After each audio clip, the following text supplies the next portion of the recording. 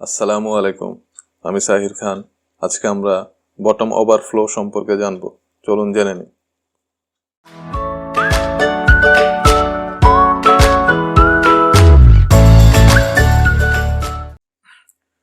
Bottom overflow প্রবলেমটি আমরা সবাই face করে থাকি নতুন নতুন অবস্থায়। যখন আমরা নতুন আপনার লগিং পেজ ক্রিয়েট করি, তখনই এই প্রবলেমটি আমরা ফেস করি। তো এই প্রবলেমটি সলভ করা খুবই সহজ, খুবই সিম্পল। তো প্রবলেমটি সলভ করার জন্য প্রথমে আমরা দেখি যে ওভারফ্লোর প্রবলেমটি কি। তো প্রথমে যখন কেউ নতুন অবস্থায় লগিং পেজ ক্রিয়েট করে, তখন সে টেক্সট ফিল্ড নেওয়াতে সে টেক্সট ফিল্ডে যখন ক্লিক করে, এখানে বটম ওভারফ্লো এভাবে এমন এরর শো করে। তো এই প্রবলেমটি সলভ করার জন্য দুটি অপশন রয়েছে।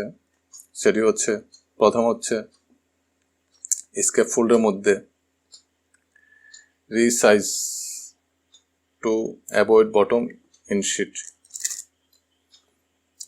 এটা resize to avoid bottom inset, এটা ট্রু থাকে, ফলস করে দিলে সলভ হয়ে যাবে।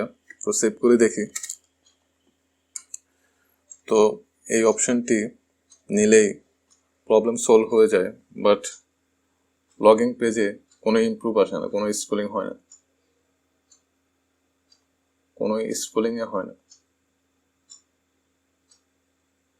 তো এর চেয়ে বেটার অপশন হয়েছে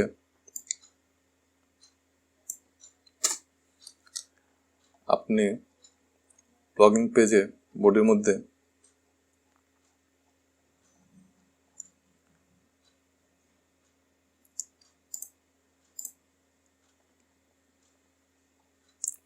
মধ্যে আমি এখানে কলাম নিয়েছি। তো কলামের মধ্যে আপনি